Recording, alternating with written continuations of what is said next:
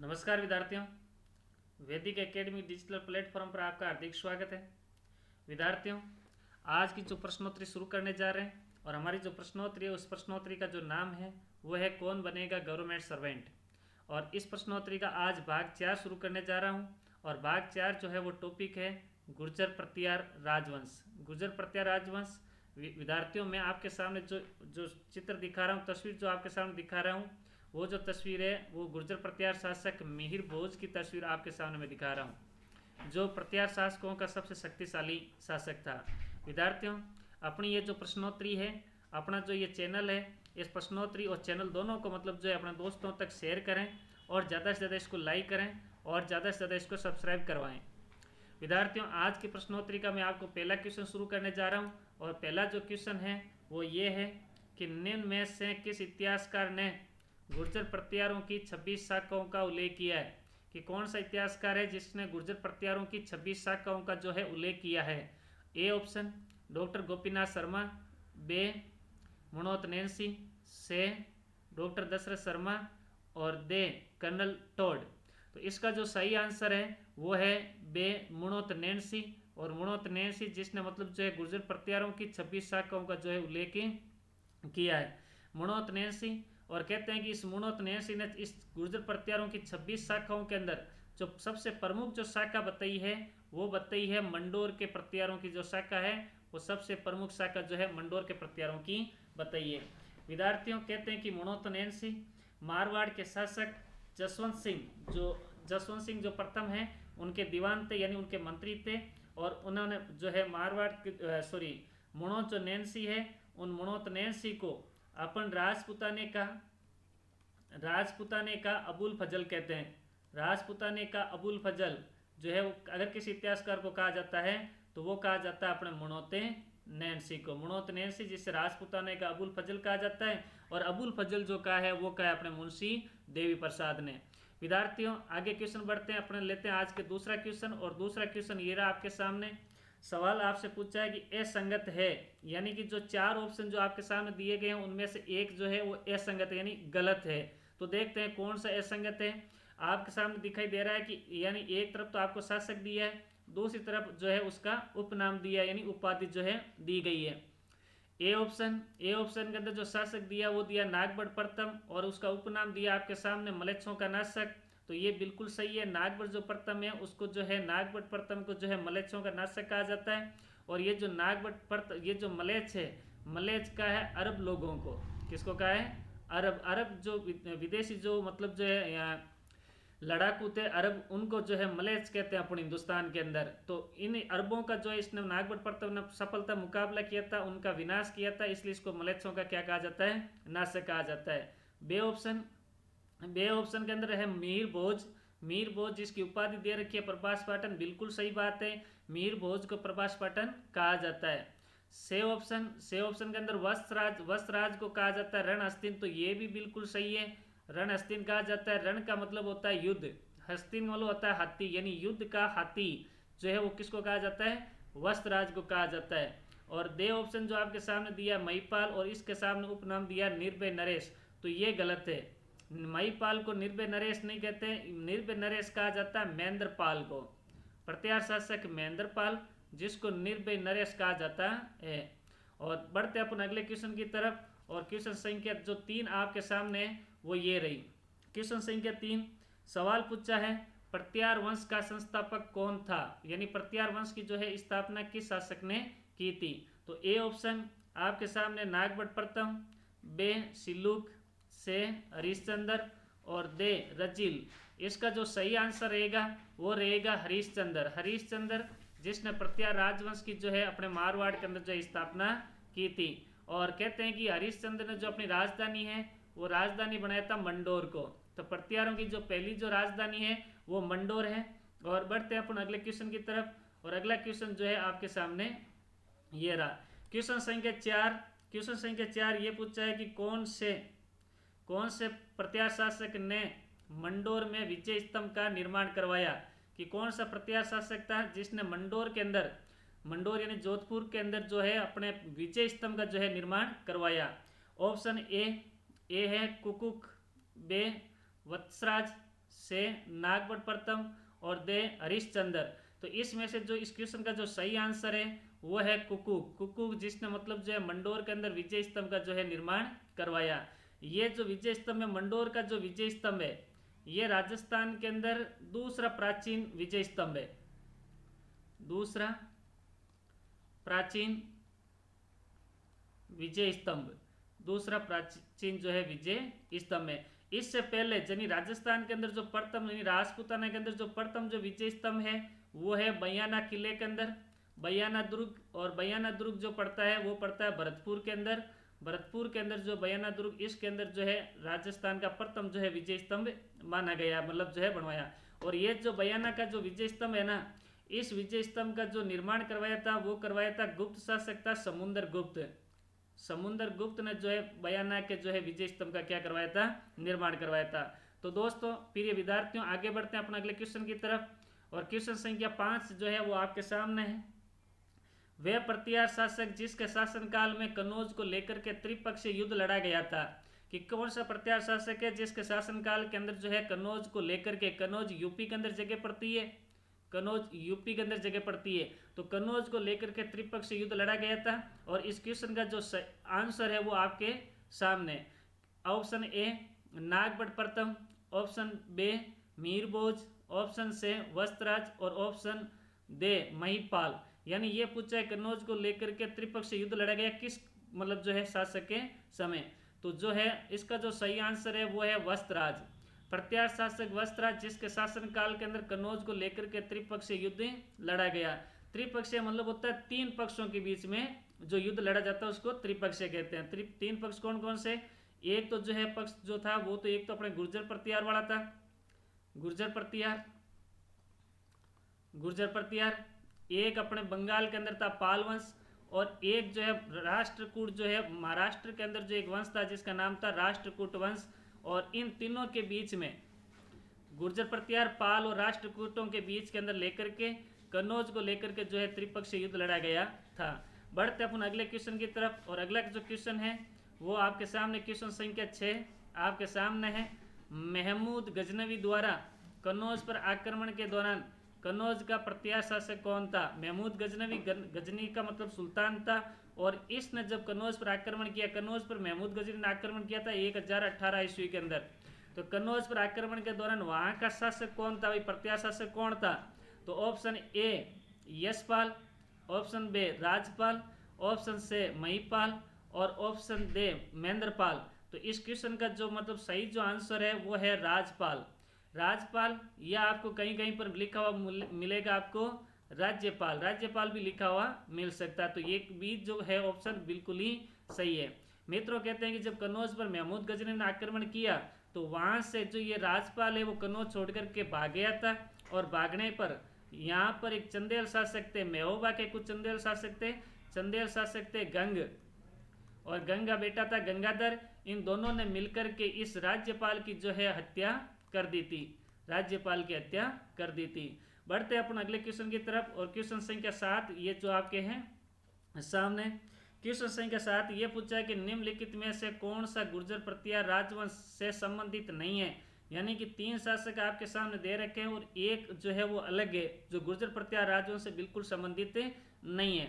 Option A Bharat Bhatt प्रथम, option B Mahendrapal प्रथम, option C Devpal, option दे नागभट्ट द्वितीय।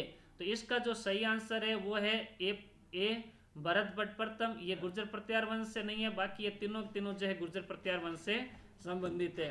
बढ़ते अपन अगले क्वेश्चन की तरफ। और अगला जो क्वेश्चन है वो ये आपके सामने रहा। किस विदेशी यात्री ने गुर्जर प्रतिहार राजवंश की सैन्य शक्ति एवं समृद्धि का उल्लेख किया है। कि कौन सा विदेशी यात्री जिसने गुर्जर प्रतिहार राजवंश की सैन्य शक्ति और उसकी समृद्धि का जो है उल्लेख किया है। ऑप्शन ए है अल Masudi, option B Xuanzang, option से सुलेमान, ऑप्शन दे कर्नल टोड। तो इसका जो सही आंसर है वो है सुलेमान। सुलेमान अरबी यात्री था, और ये जो है अरबी यात्री जो है मिहिर भोज प्रतिहार शासक था। मीर भोज के दरबार के अंदर आया था, और मीर भोज के दरबार में आकर के उसने मीर भोज की जो सैन्य शक्ति थी और मीर भोज का जो साम्राज्य था उसको देख करके उसकी प्रशंसा के बारे में सुलेमान ने जो है लिखा है। प्यारे विद्यार्थियों, बढ़ते हैं अपन अगले क्वेश्चन की तरफ। और अगला क्वेश्चन जो है वो आपके क्वेश्चन संख्या 9, ये आपके सामने रहा। क्वेश्चन संख्या 9 ये कह रहा है कि प्रथम प्रत्यार शासक जिसने परम भक्त महाराजा धीराज की उपाधि धारण की थी, कि कौन सा प्रत्यार शासक है जिसने परम भक्त महाराजा धीराज की उपाधि धारण की? Option A Yashpal, option B Mahendrapal, option C Mahipal, option D Bhoj. तो इसका जो सही आंसर है वो है महेंद्रपाल। महेंद्रपाल पहला व्यक्ति था जिसने परम भक्त महाराजा धीराज की उपाधि धारण की थी। विद्यार्थियों, बढ़ते हैं अपन अगले क्वेश्चन की तरफ। और क्वेश्चन संख्या 10 आपके सामने है। क्वेश्चन संख्या 10 ये कह रहा है कि प्रत्यार वंश का अंतिम शासक कौन था, यानी लास्ट शासक जो है वो कौन था प्रत्यार वंश का? तो option A Mir Bhoj, option B Mahipal, option C Devpal और ऑप्शन दे यशपाल। तो इसका जो सही आंसर है वो है दे यशपाल। यशपाल जो है वो प्रत्यार राजवंश का जो है अंतिम शासक था, कन्नौज के अंदर था ये लास्ट के अंदर। और कहते हैं कि अंतिम शासक था प्रत्यार वंश का। और इसके बाद कन्नौज के अंदर अपने गेहड़वाल वंश का शासन हो जाता है। गेहड़वाल वंश की स्थापना हो जाती है, ध्यान रखना विद्यार्थियों। आगे बढ़ते हैं अपने अगले क्वेश्चन की तरफ। और क्वेश्चन संख्या 11 ये कह रहा है कि कौन से प्रत्यार शासक के शासनकाल में कन्नौज में प्रत्यारों की शाखा शुरू हुई थी, यानी कि प्रत्यारों की एक नई ब्रांच मतलब जो है कन्नौज के अंदर शुरू हो गई थी, वो कौन सा शासक था? तो शासक ए वस्त्रराज, बे नागवरदित्य, से मीरभोज और दे महेंद्रपाल। तो इस क्वेश्चन का जो सही आंसर है वो है बे महेंद्रपाल। महेंद्रपाल के समय कन्नौज के अंदर जो है महेंद्रपाल कन्नौज को अपनी राजधानी बनाता है और प्रत्यारों की नई शाखा की शुरुआत करता है। तो इसका जो सही आंसर रहेगा वो रहेगा नागभट्ट द्वितीय। और विद्यार्थियों में बता दूं, नागभट्ट जो द्वितीय है ना, इस नागभट्ट द्वितीय ने अपने जीवन के अंतिम समय के अंदर कहते हैं कि गंगा जो नदी है, इस गंगा नदी के अंदर इसने जो है जल समाधि ली थी। जल समाधि जो है गंगा नदी में ली थी, गंगा नदी में जल समाधि ली थी नागभट्ट द्वितीय ने। बढ़ते अपन अगले क्वेश्चन की तरफ। और क्वेश्चन संख्या 12 आपके सामने। क्वेश्चन संख्या 12 ये कह रहा है कि राजशेखर नामक साहित्यकार कौन से प्रत्यार शासक के दरबार में रहता था? कि राजशेखर जो नामक साहित्यकार है वो किस प्रत्यार शासक के दरबार में रहता था? Option A Mirbhoj, option B Devpal, option C Mahendrapal और ऑप्शन दे राज्यपाल। तो इसका जो सही आंसर है वो है से महेंद्रपाल। और महेंद्रपाल प्रथम जिसके दरबार के अंदर राजशेखर नामक साहित्यकार रहता था। और राजशेखर महेंद्रपाल के भी दरबार में रहा है। और अगर महेंद्रपाल नहीं हो तो वहाँ पर आपको ऑप्शन दिखेगा महिपाल, और तो महिपाल के दरबार में भी राजशेखर था। तो दोस्तों ये जो राजशेखर है ना, इस राजशेखर ने कुछ रचनाएं लिखी है, कुछ किताबें लिखी है। किताबें कौन सी इसकी? बहुत ही फेमस किताबें। एक तो इसकी काव्य मीमांसा, एक है कर्पूर मंजरी, काव्य मीमांसा कर्पूर मंजरी। और एक है हर विलास, और एक बाल रामायण, और एक है बाल महाभारत।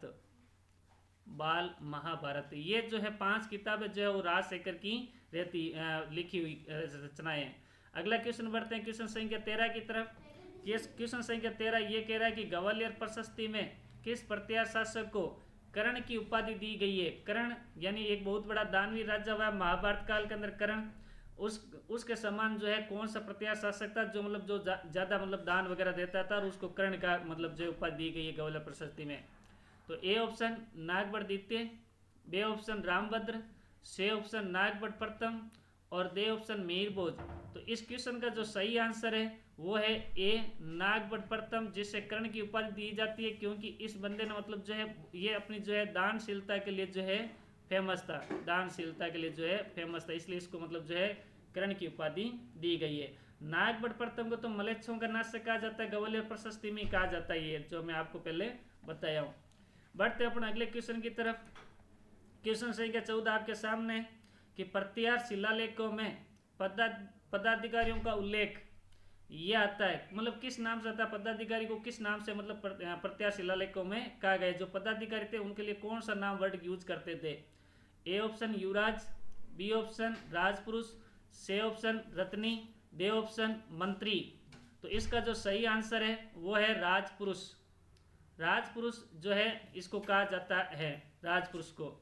अगला क्वेश्चन की तरफ बढ़ते हैं और क्वेश्चन संख्या 16 जो है वो आपकी 15 जो है वो आपके सामने है कि निम्न में से किस वंश की उत्पत्ति अग्निकुंड से नहीं हुई है।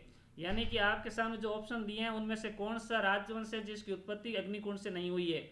ऑप्शन ए परमार, तो बिल्कुल सही बात है। ऑप्शन बी चौहान, ये भी बिल्कुल बात सही है।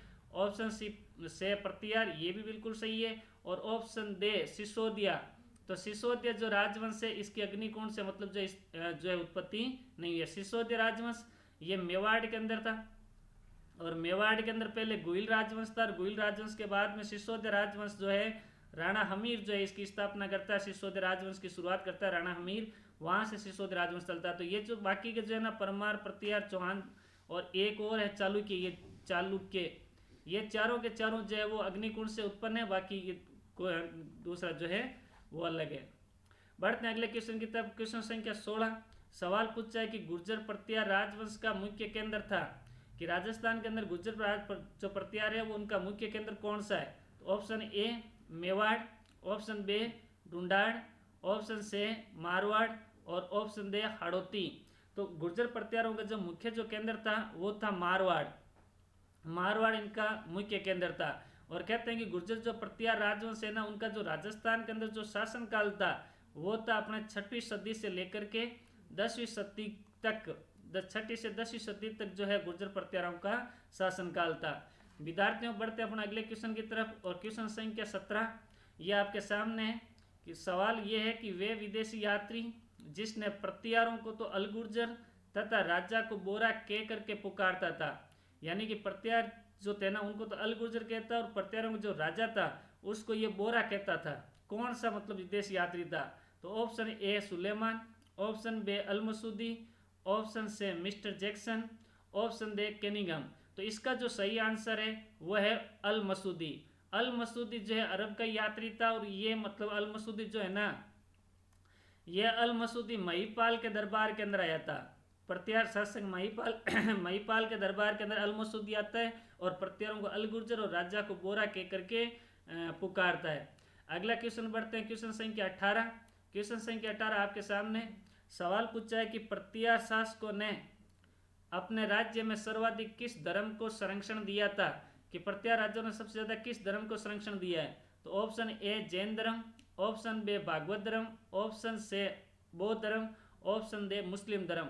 तो इसका जो सही आंसर है वो है भागवत धर्म। भागवत धर्म मतलब वैष्णव धर्म, भागवत बोले तो वैष्णव धर्म। यानी ये मतलब जो है प्रतिहार जो राजा थे वो भगवान विष्णु के ज़्यादा मतलब जो है उपासक हैं, इसीलिए तो प्रतिहार राज्यों ने अपनी उपाधियां जो है धारण किया। तो उसमें सबसे ज़्यादा जो है इनकी उपाधियों के अंदर एक वर्ड शब्द मिलता है वरा। वरा यानी भगवान विष्णु का अवतार था, तो ये भगवान विष्णु के उपासक माना जाता है। भागवत धर्म को ज़्यादा संरक्षण दिया था। बढ़ते हैं क्वेश्चन 19 की तरफ। क्वेश्चन संख्या 19 कह रहा है कि प्रतिहार राजवंश की राजधानियों का सही क्रम क्या है, कि प्रतिहार राजवंश की जो राजधानी है उनका सही क्रम क्या है। तो ऑप्शन ए मंडोर, मंडोर के बाद बीनमाल, मेड़ता, कनौज। ऑप्शन बी में मंडोर, मेड़ता, बीनमाल और कनौज। ऑप्शन से कनौज, मेड़ता, बीनमाल, मंडोर और ऑप्शन दे मेड़ता, बीनमाल, मंडोर, कनौज। इस ऑप्शन का जो सही आंसर है वो है बे मंडोर, मेड़ता, बीनमाल, कनौज। कहते हैं कि जो है मंडोर जो है वो इनकी प्रथम राजधानी थी। जो हरिश्चंद्र जो राजा था इनका मतलब प्रतिहार वंश का शासक, उसने और उसके बेटे रज्जिल ने जो है इस मंडोर को अपनी राजधानी बनाया था। हरिश्चंद्र और उसके बेटे रज्जिल ने जो है मंडोर को राजधानी बनाया। उसके बाद मेड़ता जो है इस रज्जिल का पोता था भाई, रज्जिल का पोता था नागभट्ट प्रथम। ये मतलब जो है मंडोर की शाखा से था नागभट्ट प्रथम, इसने जो है अपनी राजधानी जो है मेड़ता बनाई। उसके बाद बीनमाल, तो बीनमाल जो है यहाँ पर नागभट्ट प्रथम जो है वो अलग है, ये बीनमाल का नागभट्ट प्रथम है, ये अलग है। तो नागभट्ट प्रथम बीनमाल को बाद में बना था 730 ईस्वी के आसपास, 730 ईस्वी के आसपास। ये तो छठी सदी में बढ़ जाती है। और कनौज जो राजधानी है वो बनाता है अपने नागभट्ट सेकंड। मैंने आपको भी सवाल में बताया था कि कन्नौज जो है किसके शासनकाल के अंदर, कन्नौज के अंदर नई शाखा की शुरुआत होती है, तो नागभट्ट सेकंड के समय जो है कन्नौज के अंदर नई जो है प्रत्यारों की शाखा शुरू होती है। तो मंडोर, मेड़ता, बिनमाल और कन्नौज इसके सही आंसर रहेंगे बे। बढ़ते हैं क्वेश्चन अगले 20 नंबर क्वेश्चन की तरफ, और क्वेश्चन संख्या 20 ये पूछा है कि पश्चिमी राजस्थान में सबसे प्राचीन जैन मंदिर कौन सा है। पश्चिमी राजस्थान में सबसे प्राचीन जैन मंदिर कौन सा है। ऑप्शन ए रणकपुर पाली, बे दिलवाड़ा सिरोही, से ओसियां जोधपुर और दे किराड़ू बाड़मेर। तो इसका जो क्वेश्चन का जो सही आंसर है वो है से ओसियां जोधपुर। ये पश्चिमी राजस्थान क्या, ये मतलब पश्चिमी भारत का ही सबसे प्राचीन जो है जैन मंदिर है। कहते हैं कि ओसियां का जो जैन मंदिर है वो भगवान महावीर स्वामी का मंदिर है, भगवान महावीर स्वामी का मंदिर है, भगवान महावीर स्वामी का। और ये जो मंदिर है ना, इस मंदिर का जो निर्माण हुआ है वो हुआ है प्रत्यार शासक वस्त्रराज के समय जो है ओसियां के जैन मंदिरों का निर्माण हुआ था। और इन मंदिरों की जो शैली थी बनाने की विद्यार्थियों, उस शैली का नाम था महामारू शैली। महामारू शैली मंदिर निर्माण की जो शैली थी प्रत्यारों की, उसको महामारू शैली कहा जाता है। बढ़ते हैं अपने क्वेश्चन अगले 21 नंबर क्वेश्चन की तरफ, और 21 नंबर क्वेश्चन ये है कि निम्न में से किस इतिहासकार ने प्रत्यारों को राम के भाई लक्ष्मण का वंशज बताया है। देखो सवाल पूछा है कि निम्न में से किस इतिहासकार ने प्रत्यारों को राम के भाई लक्ष्मण का वंशज बताया है। Option A R.C. Majumdar, option बे भगवान लाल, ऑप्शन से डॉक्टर G.H. ओझा और ऑप्शन दे J.N. आसोपा। तो इस क्वेश्चन का जो सही आंसर है वो है R.C. मजूमदार, जिसने कहा है कि भाई ये जो प्रत्यार है ये मतलब भगवान के राम के जो छोटे भाई थे लक्ष्मण, उनके जो है वंशज है। बढ़ते अपना अगले क्वेश्चन की तरफ, और क्वेश्चन संख्या 22 आपके सामने। क्वेश्चन संख्या 22 ये कह रहा है कि गुर्जर प्रत्यार राजवंश की जो है कुल देवी कौन सी है। किस प्रत्यार वंश की जो है कुल देवी कौन सी है। ऑप्शन ए नागनेची माता, ऑप्शन बे आवड़ माता, ऑप्शन से चामुंडा माता और ऑप्शन दे बाण माता। तो इसका जो सही आंसर है वो है अपने से चामुंडा माता। ये गुर्जर प्रत्यार राजवंश की कुल देवी है। ये जो नागनेची माता ये तो राठौड़ राजवंश की कुल देवी है, राठौड़ राजवंश की कुल देवी। आवड़ माता भाटी राजवंश की कुल देवी है, भाटी राजवंश की। और बाण माता जो है वो गुइल एवं सिसोदिया जो मेवाड़ का जो राजवंश है उनकी जो कुल देवी है वो अपने कौन सी है, बाण माता जो है कुल देवी है इनकी। बढ़ते विद्यार्थियों अगले क्वेश्चन की तरफ, और क्वेश्चन संख्या 23 आपके सामने कि किस प्रत्यार शासक को रघुकुल मुकुटमणि एवं हरम्भपाल नाम से जाना जाता है। कि कौन सा प्रत्यार शासक था जिसको रघुकुल मुकुटमणि और हरम्भपाल नाम से जाना जाता है। ऑप्शन ए महेंद्रपाल द्वितीय, ऑप्शन बे महिपाल प्रथम, ऑप्शन से देवपाल और ऑप्शन से देवपाल और ऑप्शन दे यशपाल। तो इस क्वेश्चन का जो सही आंसर है वो है महेंद्रपाल द्वितीय, जिसको रघुकुल मुकुटमणि और हरम्भपाल नाम से जाना जाता है। बढ़ते अगले क्वेश्चन की तरफ, और क्वेश्चन संख्या जो है 24 आपके सामने है। सवाल पूछा है कि उद्योतन सूरी जैन कवि थे, कुले माला नामक ग्रंथ की रचना कौन से प्रत्यार शासक के समय की थी। तो ऑप्शन ए मिहिर भोज, ऑप्शन बे हरिश्चंद्र, ऑप्शन से नागभट्ट प्रथम और ऑप्शन दे वस्त्रराज। तो इसका जो सही आंसर है वो है दे वस्त्रराज के समय जैन कवि उद्योतन सूरी ने कुलेमाला नामक ग्रंथ की रचना की थी। और इस किताब की जो रचना हुई थी वो हुई थी 778 ईस्वी में, 778 ईस्वी में जो है अपने उद्योतन सूरी ने कुलेमाला ग्रंथ की रचना की। बढ़ते अपन अगले क्वेश्चन की तरफ, और आज के लास्ट क्वेश्चन है 25 क्वेश्चन। सवाल पूछा है कि मंडोर में विष्णु मंदिर का निर्माण किस प्रत्यार शासक ने करवाया। ऑप्शन ए भोज, ऑप्शन बे तात, ऑप्शन से बाउक और ऑप्शन दे रजिल। तो इस क्वेश्चन का जो सही आंसर है वो है से बाउक ने जो है अपने विष्णु भगवान के मंदिर का जो है निर्माण करवाया था मंडोर के अंदर। मैंने आपको पहले ही कहा था कि ये जो गुर्जर प्रत्यार जो थे वो मतलब भगवान विष्णु के उपासक थे, तो इन्होंने जो है इसका निर्माण करवाया। तो विद्यार्थियों ये आज आपने जो है प्रश्नोत्तरी दी, और इस प्रश्नोत्तरी का आपको सवाल कैसे लगे हैं ये बिल्कुल मुझे कमेंट्स बॉक्स के अंदर जो लिख करके बताएं। और कल अपन ये जो है प्रश्नोत्तरी अब रोज चलेगी, और संडे को स्पेशल क्लास होगी, यानी कुछ टॉपिक जो होगा उसको आपको जो पढ़ाया जाएगा। नमस्कार विद्यार्थियों, धन्यवाद और गुड नाइट।